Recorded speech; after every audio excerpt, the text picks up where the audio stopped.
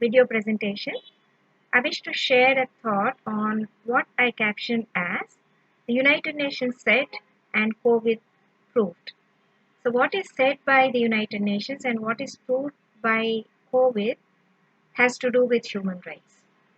We know that United Nations, as a chief promoter of human rights ideology, has been doing its best to promote respect for human rights and also to promote the protection of human rights around the world. So, in this process, it did proclaim number of human rights. We typically brand them as civil rights, political rights, economic rights, social rights, and cultural rights. Apart from this, we also categorize the human rights broadly into three categories. Of course, nowadays other new classes are also adding up as fourth generation rights. It is not relevant for this uh, presentation. So let me do with the classic categorization, where human rights are grouped into three categories. First generation human rights, second generation human rights, and third generation human rights. In the first group, we have civil and political rights. Civil rights such as right to life, liberty, equality, dignity, security, say right to family, or if I have to give you the example of a political right, right to seek asylum, such other rights. Civil and political rights are kept under this category. The second category is composed of economic, social, and cultural rights. Again, to give you the examples, right to work, right to education, right to social security or right to culture, etc. The third group consists of group rights. In this, we refer to right to development, or say right to environmental protection, or right to self-determination. So the point is that human rights have been categorized into classes. Now, the fundamental question that should be addressed here is whether this kind of characterization of these human rights as civil, political, etc., or classification of human rights as category 1, category 2, category 3, etc. Now, can we understand or should we understand that human rights are capable of a distinct characterization or a distinct classification? In other words, can we consider each of these human rights, which are guaranteed by the United Nations, as standalone rights? Is each right a standalone right, having a distinct existence, having an independent existence, having nothing to do with rest of other rights? Is that the way we should understand? Now, our experience or our sense of reasoning uh, should lead us to the answer that it is not really possible or desirable to to treat each one of these human rights as standalone rights. If at all we have that understanding that each human right is on its own, if that is the case, then how is it possible? There are a number of judgments where, just to give you examples, a right to livelihood, which is to be, we can derive it from right to work, which is branded as an economic right. So that cannot be read into right forming part and parcel of right to life, because it's a civil right and this is an economic right. A right to education, which again is a social right. That again has been read into right to life or right to dignity or right to development, which is in the third group. So right to life is in the first group. The right to Education is in the second group, right to development is in the third group. So, if each right has to be treated, or we have to understand it as a standalone right, there is no possibility or there should not be any necessity whatsoever to read this particular right into any other right. But such is not the case. We understand that rights are interconnected. They cannot be compartmentalized. This exactly is what is clarified by the, or what is stated by the United Nations in 1993. In 1993, when a World Conference on Human Rights was held, United Nations has come out with a declaration, popularly known as Vienna Declaration. It contains number of statements, and one very significant statement is wherein uh, the United Nations said that all human rights are universal, indivisible, interdependent, and interrelated. So far as that universal character is concerned, there are certain, uh, I mean, challenges to this description of human rights being universal. I'm not touching upon that aspect in the present in this presentation. But the point is that United Nations has made a statement that all human rights are interconnected. They are not divisible. This is a theoretical statement. It's a statement of absolute truth, and but then it is a theoretical statement. And this statement is empirically proved by COVID attack. It has proved the truth of this statement, how much human rights are indivisible, interrelated, or interdependent. It's an empirical finding. It's a classical demonstration of empirical demonstration of the statement that came from the United Nations. It's a huge sample. COVID took it's a global sample. It covered almost the entire world. Maybe it is true that some countries might not have been as affected as that, but so far as liability for attack is concerned, there is no country which is spared, or no individual who we can consider that they are exempt from the COVID attack. So we are in a peculiar state of that, the universality of the right to equality, where everybody, so far as liability, our vulnerability to COVID attack is concerned, all human beings are on the same pedestal. We are experiencing the right to equality, but this is a negative entitlement to right to equality, which really none of us we really want to have that kind of a equality. So, the COVID has substantially proved that how human rights can be interrelated. It started purely as a threat to physical well-being. It has thrown a challenge to right to health. At the end of the day, still we have not come to the end of the day. Still we are in the midday only. We are still experiencing, and we are still going through the global crisis.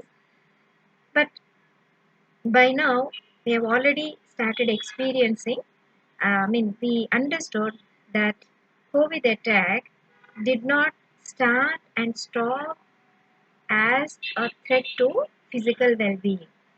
We started experiencing multiple threats. The threats are to economic well-being, social well-being, and anything to do with human well-being. Uh, we find the impact of COVID in that.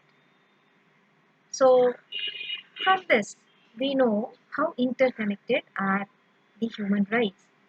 Right to health, an attack, the initial attack on right to health, ended up impacting various other human rights. To give you examples, your right to work, it is severely hit.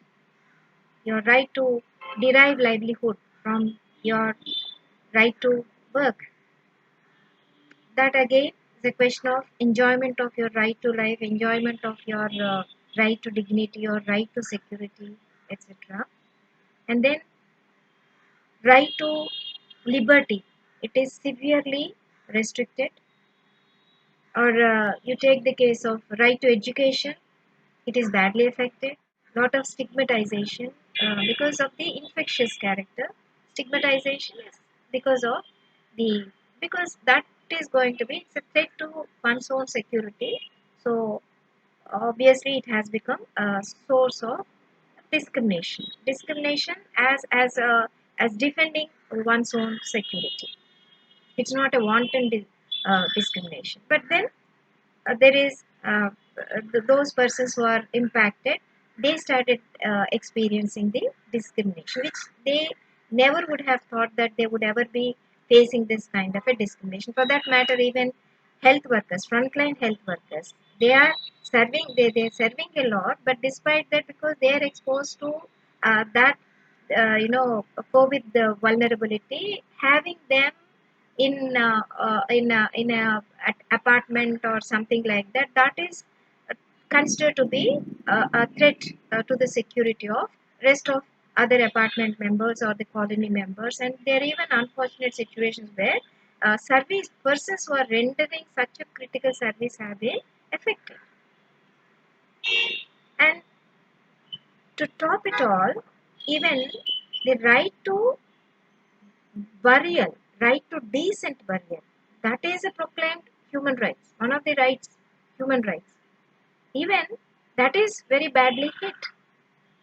So the right to, it seems that right to decent burial is very indecently buried under the COVID crisis.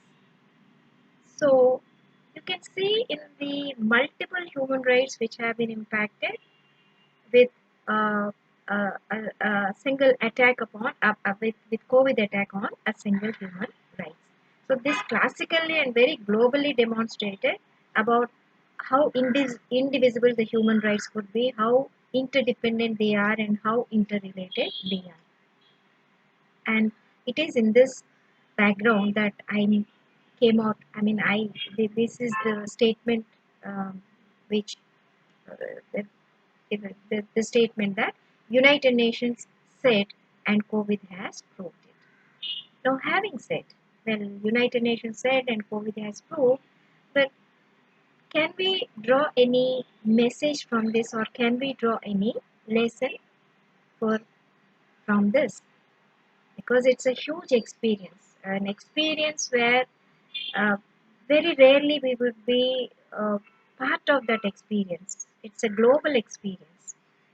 So, can we draw any lesson from this? Every experience is a source of learning. Bad experience would be even a better source of learning. So, what lesson can we draw from this, or any message for this? In fact, the message is very clear and straight, or the lesson is very clear and straight. In fact, this is something which is already contained in the the statement that came from the United Nations. See, when it said that all human rights are interconnected and they are interdependent, that sends only one signal, that is, no human right can be ignored. You have to have holistic perspective towards human rights. It's a question of there is every necessity to give due importance to all the human rights. But if you say that you have to give a holistic importance is one thing, and if you have to say that no human right, if you say that no human rights can be ignored, now from this, can we interpret that all human rights will have to be given equal treatment? Should all they be given equal footage, or say equal weightage under all circumstances? Is it possible? So, respecting human rights is one thing. Translating the respect into concrete courses of action is another one, in order to protect these human rights.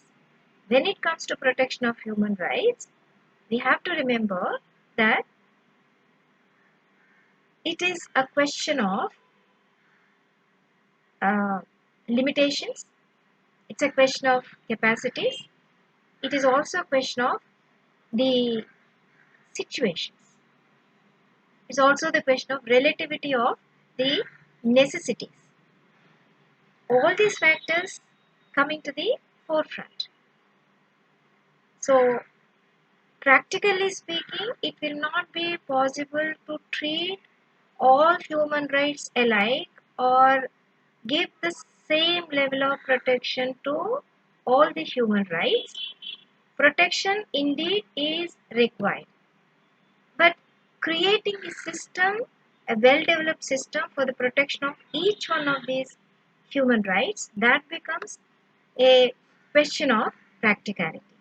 So, this is where prioritization becomes very, very relevant.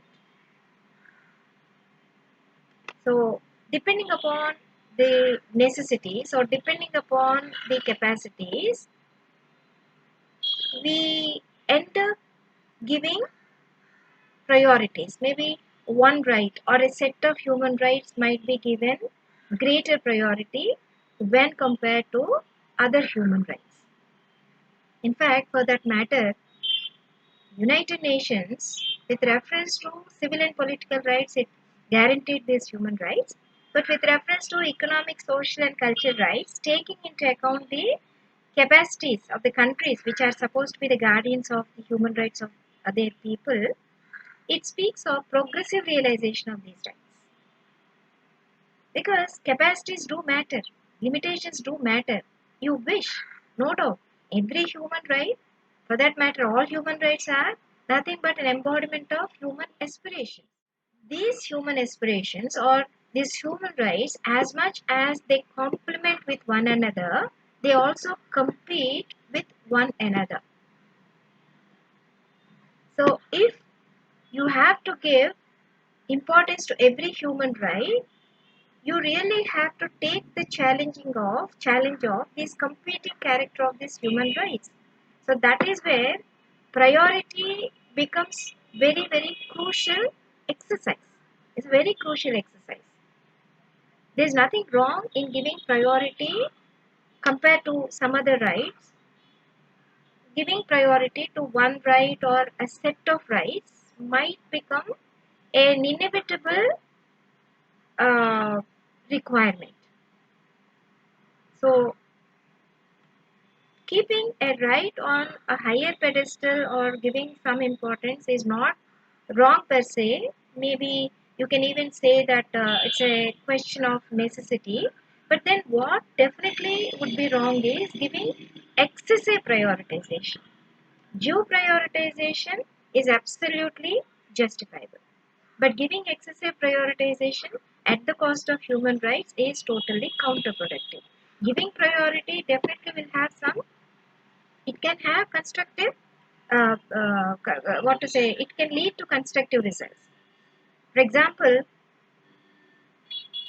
we find that these days a lot of importance is given to right to economic development. We call it as right to development. Actually, development is multifaceted. It doesn't have only economic dimension, but unfortunately, this is where how you interpret the human rights also matters a lot. We have given a narrow interpretation to the term development, right to development, and we consider that economic building up economic opportunities, are we going for economic development. This automatic, as if it automatically leads to development. What I am trying to convey is that right to economic development, we find that lot of priority is given to right to economic development. Giving priority to economic development as such is not bad, provided if that prioritization led to a constructive result where other human rights are not weakened but are strengthened. If the if the outflow of the benefits of this right to economic development, if this were properly channelized for building up of other rights, right, like right to health or right to education or various other rights, if this is properly channelized, giving a boost to one human rights would not lead to a negative result. It could lead to a positive result where other human rights also have received the boost. Maybe they are not prioritized, but they have got benefit by giving a sister human right a boost.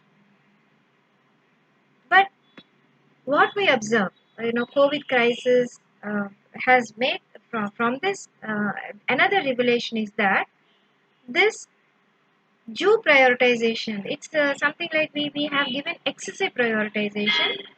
The benefits of giving priority to economic development that has not been properly channelized for the betterment of other human rights like right to health or right to education and various other rights. In this COVID context, obviously it is a right to health which like which has come into a lot of focus. So you have channelized, you have adopted policies, various policies in order to boost up this economic development. But whether these policies have resulted in the benefits to the other, you take the case of right to health. Like whatever economic benefit that has one could generate, a country could generate, whether that has been invested in the in building up public health sector. So, where a human right, public health is pushed into unseen corners and other human rights, competing human rights, they are pushed into, they are not, they're relegated to background and which should not have been done. That is where it's a question of balancing. When you give priority, you also keep in mind the holistic spirit of human rights, what impact it would have upon human rights. So, a constant exercise of balancing will have to be done, wherein the one thing should be leading to at least a relative betterment of other human rights and should not be pushing down the protection of other human rights. And this is what has happened in many of the countries, and this is observed in the global crisis because one of the findings is that lot of human suffering has come in this COVID crisis. But there's a difference between inevitable human suffering and avoidable human suffering. Inevitable human suffering is that because it's a natural occurrence. Right now, we do not have capacity. We have our own limitations of understanding about that nature, and it takes some time for us to pull ourselves up and then try to meet the challenge. So we have limitations. So the because of these limitations, our natural limitations, whatever human suffering that we are experiencing, that is inevitable. But at least some part of the human rights, human suffering could have been avoided because of if at all we have sound public health mechanism. A lot of human suffering has to do with lack of public health facilities. So this is unwanted. We could have avoided. That could have been avoided. So that shows that we are suffering from imbalances. So ultimately, the point I'm trying to drive is nothing but we have to understand the holistic character of the human rights. We have to understand that policies play a very, very important role in maintaining the holistic character of human rights. So, if a policy has an impact on human rights, it's very, very important that the policy designers will have to make a conscious effort to see that unwanted imbalances should not creep into the system. It is not with reference to particular country. Generally, this is the position. This imbalanced system is prevailing at global level also. International systems as well as national systems are suffering from imbalances. With due balancing, we will not be able to have any regret. Yes, this is the best that we could do. Despite that, because of the, say, natural occurrence, if we have to suffer, well, we have to suffer and do our best once again to take this challenge and to overcome this challenge in a matter of time. So, COVID crisis has demonstrated that there are imbalances in the system.